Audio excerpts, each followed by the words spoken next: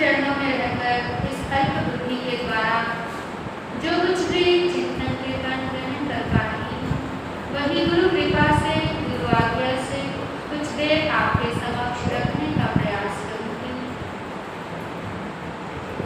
जैसा कि अभी हम सभी ने श्रवण किया, पिछले कुछ दिनों से आपके क्षेत्र के अंदर एक बहुत बड़ी साधना चल रही थी। यूँ देखा जाए तो हम बहुत बार सुनते हैं, अमुक व्यक्ति ने संधारा कर लिया, अमुक साधु भगवंत ने, साध्वियों ने, जो भी कहीं संधारा चल रहा है दर्शन कर लो, संधारे वाले के दर्शन करने चले जाओ, वहाँ उनकी संलेखना चल रही है। बहुत सारी बातें हमें ऐसे सुनने में आती हैं, लेकिन मूल प्रश्न आता है कि हम संधारे को बस यहीं तक सीमित मानते हैं कि जिसने संधारा ले लिया जाओ और उनके दर्शन करके आ जाओ। इसके अलावा संधारे का और क्या लाभ है? संधारा तो उस व्यक्ति ने लिया, हमने दर्शन किए, लाभ हमें क्या हुआ?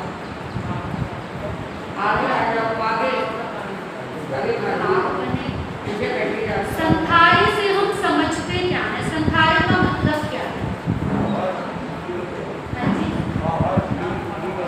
आहार शरीर गति का परित्याग करना।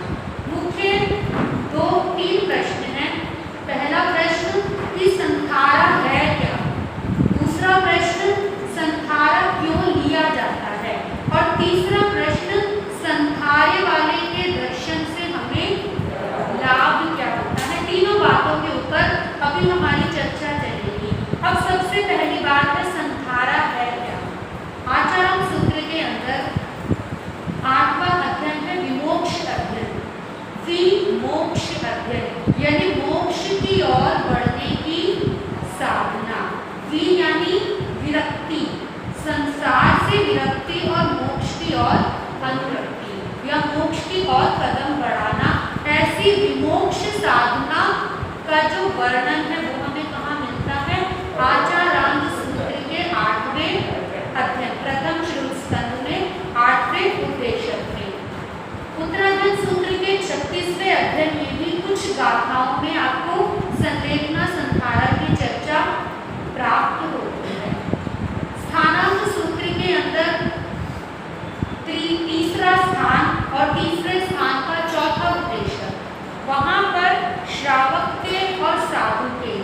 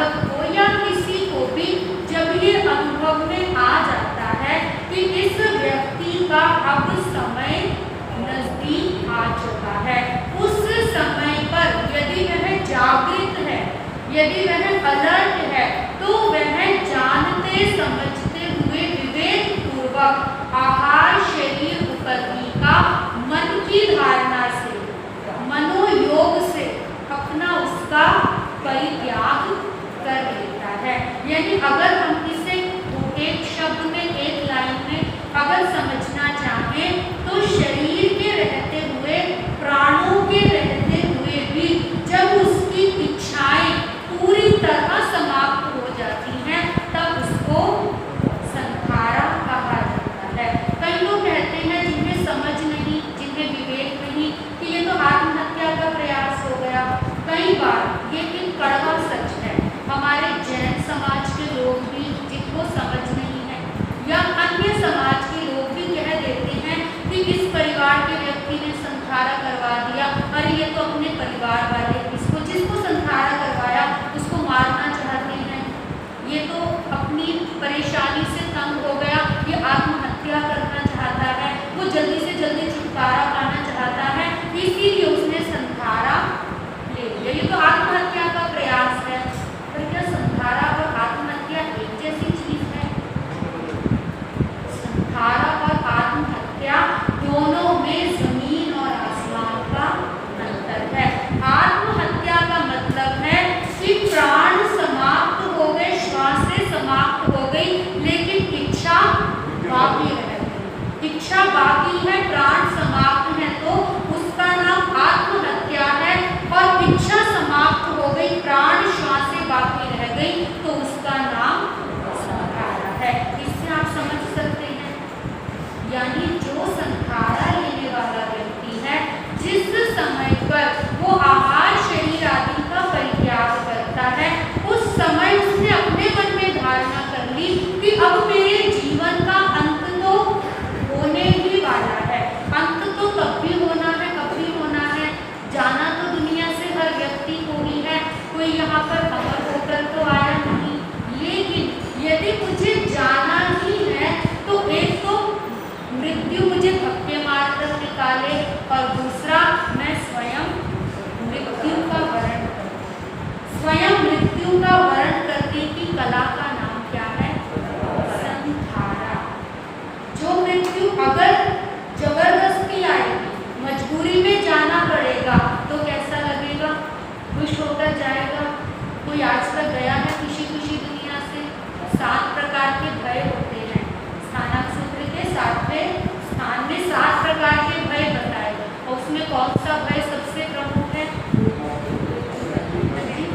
मरण का भय, मृत्यु का भय। संसार के हर प्राणी को, हर जीव को मृत्यु का भय सताता है। कोई भी मरना नहीं चाहता। जब कोई मरना नहीं चाहता, लेकिन उसमें कोई विरले व्यक्ति ऐसे होते हैं जो स्वयं तैयार होते हैं कि जब मृत्यु आ जाए हम तैयार, हमें मरण का डर नहीं। जिस मृत्यु के भय को बाकी संसारी प्राणी नहीं जीत पाते, संखारा लेने वाला व्यक्ति उस मृत्यु के भय को जीत लेता है। मृत्यु के भय को जीतता है तभी तो संखारा स्वीकार करता है, वरना तो संखारा कैसे लेगा? अगर उसे मरने से डर लगेगा तो संखारा ले सकता है क्या? नहीं ले सकता। यानी मृत्यु पर विजय प्राप्त करने की कला का नाम संखारा है। अब बात आती है कि संलेखना और संखारा, 2 शब्द आते हैं, दोनों में क्या अंतर है?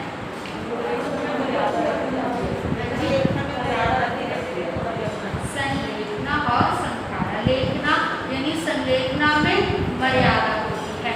देखिए, संलेखना का मतलब है लेखना से शब्द करना। संलेखना, सम यानी सम्यक पूर्वक, लेखन यानी देखना।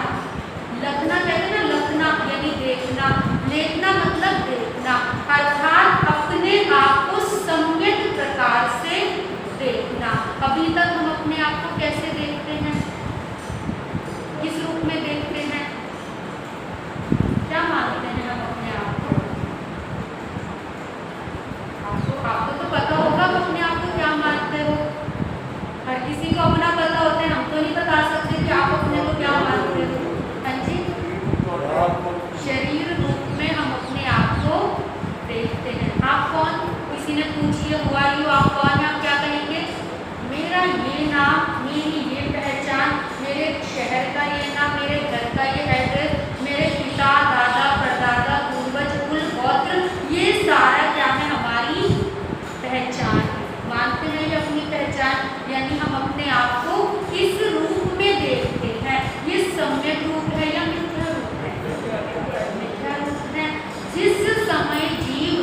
संलेखना व्रत स्वीकार करता है उस समय अपने आप को सम्यक रूप से देखता है।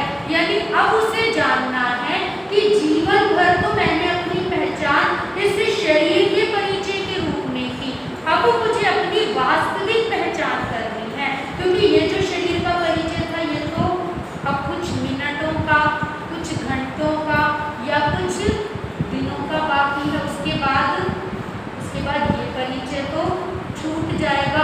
तो क्यों ना हम वो परिचय कर ले जो परिचय मेरा आगे तक जाने वाला है। और वो परिचय क्या है? अपने आप को अपने आप से परिचय करने की विधि का नाम है संलेखना विधि।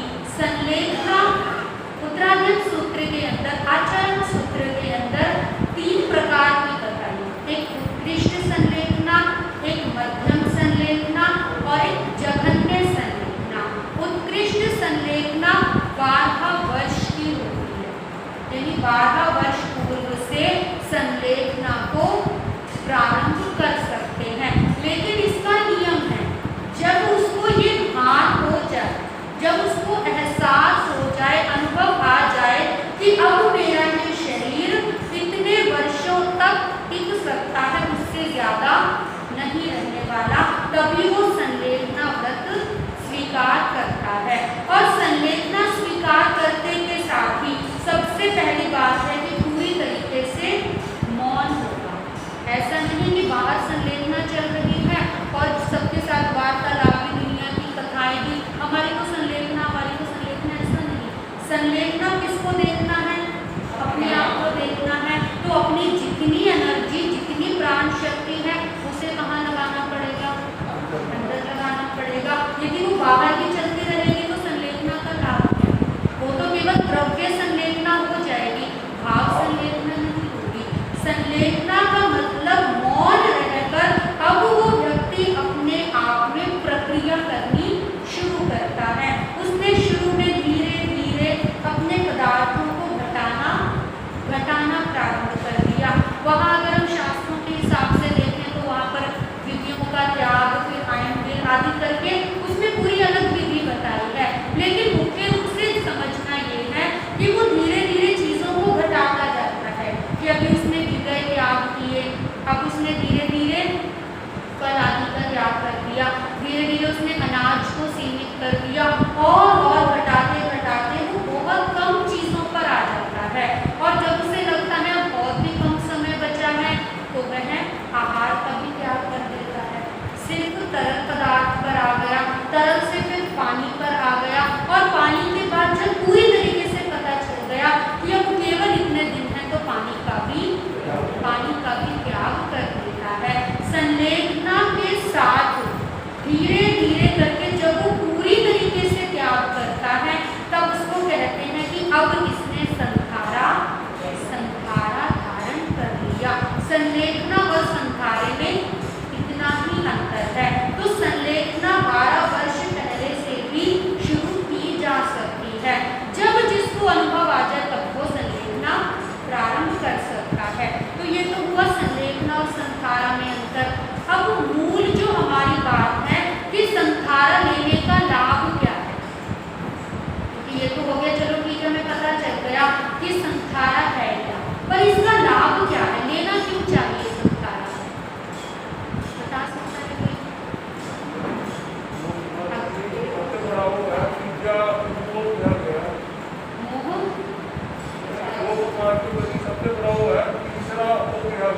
तीसरा मनोरथ है।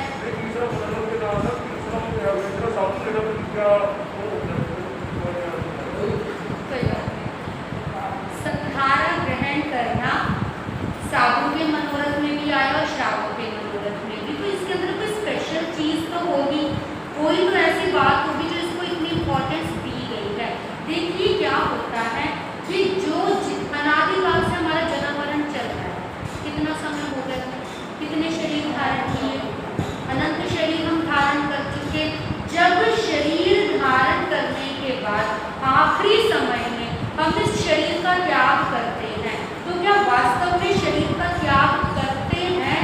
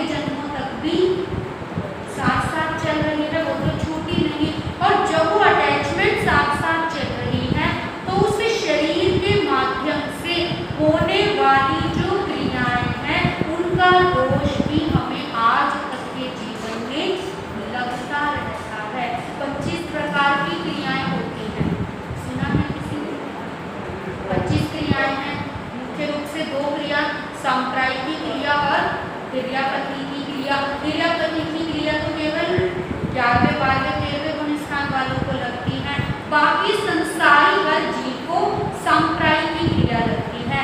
लेकिन इसमें मूल बात एक और क्या है कि जब हमने जो शरीर छोड़ दिया, अब वो शरीर तो चला गया, लेकिन जो जीव उसके साथ जुड़ा हुआ है, अगर उस शरीर से जो जो पाप की क्रिया चल रही है, उस सबका पाप दोष उस जीव को आगे के जन्मों तक भी लगता रहता है।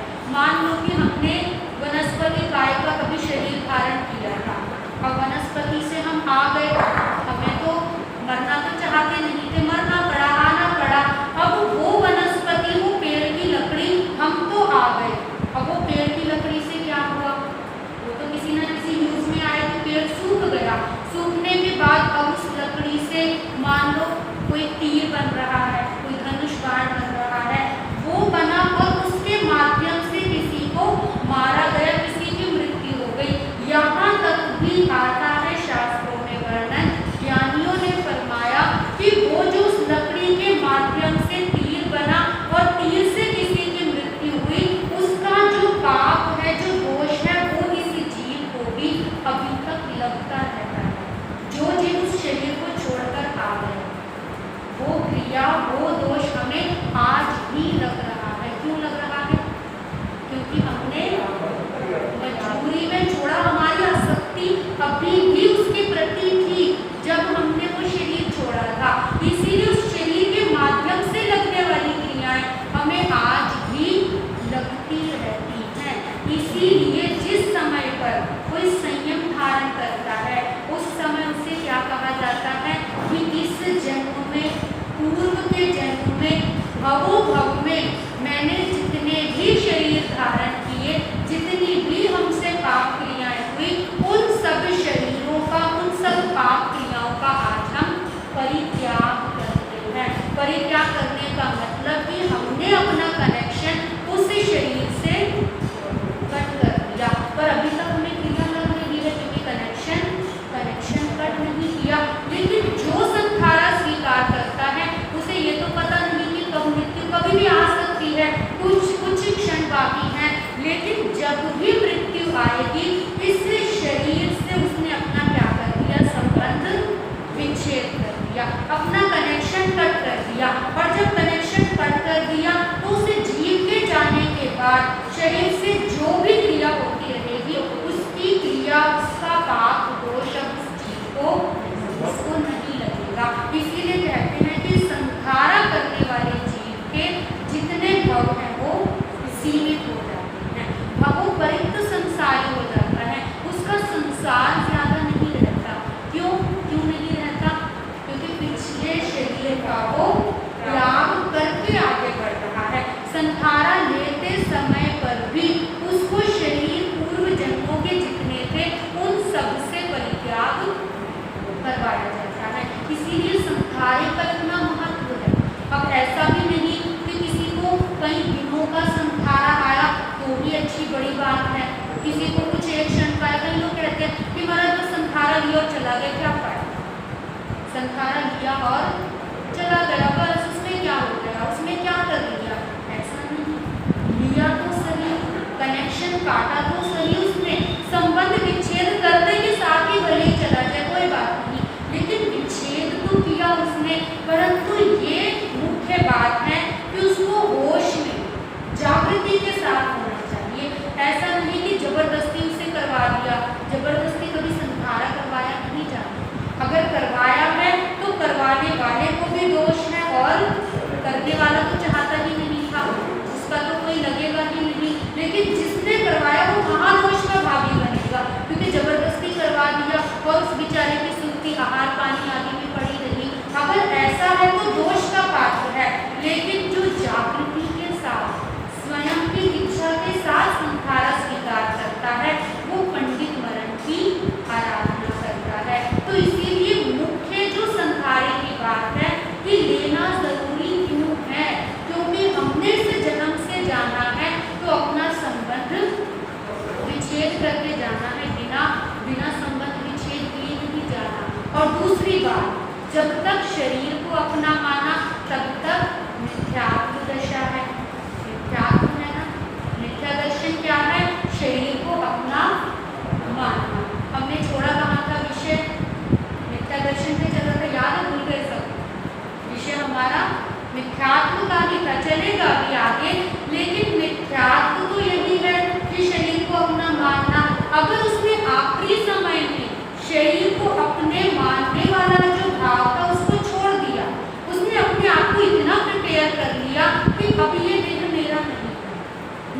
अपना मानना ही नहीं, अब तो जो मेरा है वो केवल मेरा आत्मा है, बाकी कुछ भी मेरा नहीं। तो ये सोचिए कि यदि ऐसी भावधारा आ गई तो मिथ्यात्व पे उसने कितना प्रहार कर दिया। चोट तो करी मिथ्यात्व के ऊपर, जो अनादिकाल का मिथ्यात्व था, अब वो उसके ऊपर चोट करके वो सम्यक दर्शन की तरफ बढ़ता है। क्योंकि अभी तक तो चोट ही नहीं हुई, टूटा ही नहीं भाव। जिसका पहले टूट गया तो बहुत अच्छी बात है, जिसका नहीं टूटा वो कम से कम संसारे के समय तो तोड़ेगा। कि अब उसने उससे संबंध तोड़ दिया तो जितना भी संसारे का काल होगा उसमें वो केवल आत्मा का चिंतन करे, अपना चिंतन करे कि मैं हूँ कौन, मुझे करना क्या है, मेरा लक्ष्य क्या है, मेरा इस संसारे का लाभ क्या है। वो समय ऐसा गोल्डन मोमेंट, वो ऐसा डायमंड मोमेंट होता है कि बस उस समय पर उसे किसी से कोई लेना देना नहीं। उसके लिए बस कौन है, वो बस अपने पास है, वो किसी और के पास नहीं। कई लोग क्या करते, संसारा चल रहा है, उसके पास लेकर जाएंगे उसके परिवार वालों को, उसके प्रियजनों को, देखो देखो ये आया आपसे मिलने, देखो ये आपके दर्शन करने आया, एक बार आँख खोल कर देखो, एक बार इसको आशीर्वाद दो। नहीं, बहुत गलत। उसको कभी भी संसार की तरफ हमें नहीं उलझाना। वो व्यक्ति अपना आँख बंद करके बैठा है, ठीक है, आपको यदि उसके दर्शन करने जाना है तो उसको देखकर सिर्फ इतनी भावना भाव कि हे प्रभु इनकी साधना और निर्मल बने, इनकी साधना और उच्च बने, और इनसे प्रेरणा लेकर मेरा भी जीवन धन्य होगा कि मेरा भी आखिरी समय संसारे के साथ आए। इस जीवन से जाना तो है लेकिन खाली ना जाए। अगर कहते हैं कि संयम जीवन एक मंदिर के समान है, संयम जीवन क्या है, एक मंदिर है, और संसारा उसके ऊपर कलश के समान है। अगर मंदिर के ऊपर कलश ना हो तो मंदिर की शोभा है, मंदिर की शोभा कलश से है, संयम की शोभा संसारे से है। कि संयम जीवन उसने पाला या श्रावक व्रत उसने पाले तो आखिरी समय में अगर वो संसारे का कलश उस पर चढ़ा दे तो उसके जीवन का, उसका जीवन सार्थक हो गया। इसीलिए हम ये भावना प्रतिपल भाए कि हे प्रभु मेरा भी जब अंतिम समय आए तो मुझे भी संसारा साधना के साथ ही मैं इस जीवन से जाऊं, बिना संसारे के, बिना सम्यक दर्शन के मैं इस जीवन से ना जाऊं। अगर आपने गति पहले किसी की बंध भी गई तो भी कोई बात नहीं, भावना तो है ना, सम्यक दर्शन प्रकट करने की अगर भावना है और योग संयोग से प्रकट भी हो जाता है तो किसी भी गति में चले जाओगे, आपका वो उस भव का सम्यक दर्शन, इस जन्म की आपकी भावना वहाँ भी काम करेगी। इसीलिए इस चीज का हमें विवेक रखना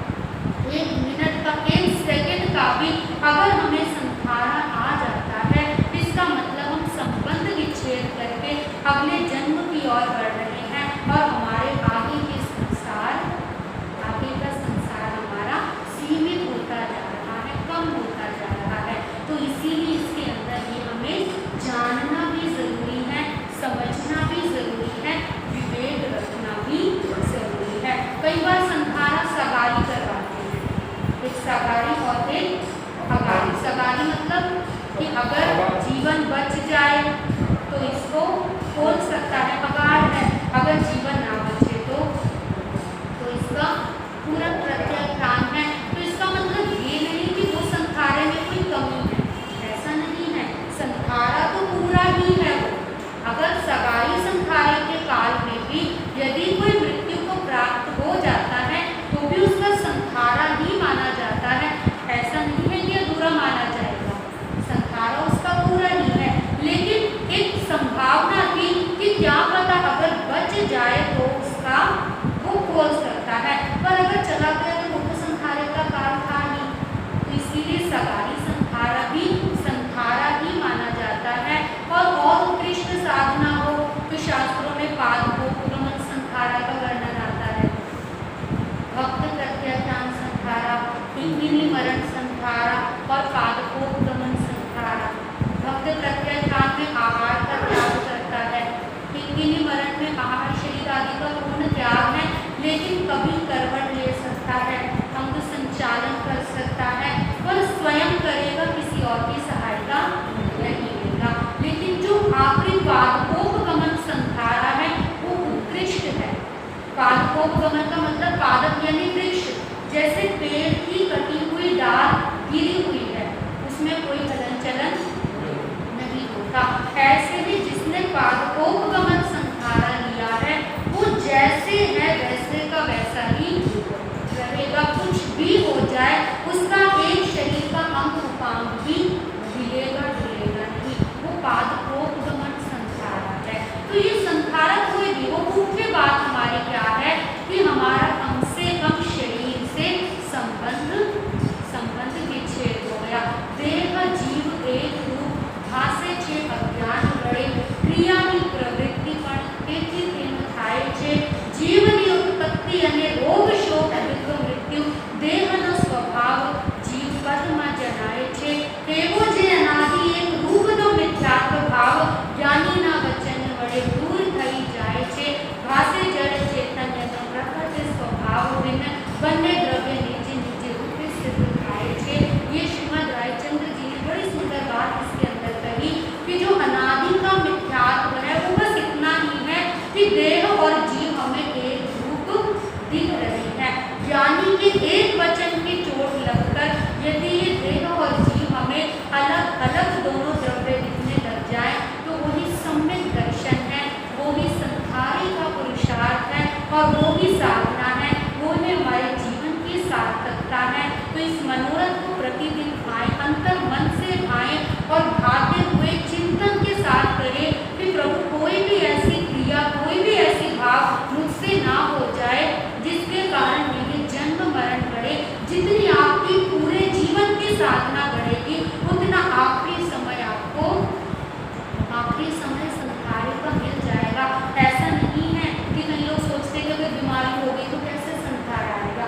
आपके सामने तो प्रत्यक्ष उदाहरण है, 6 महीने से जो ऐसी अवस्था में थे लेकिन भाव उनके जीवन की जो साधना रही होगी उसके कारण ऐसी अवस्था में भी उनको निमित्त मिल गया और निमित्त मिला इतना सुंदर संखारा। और आपने देखा बाद में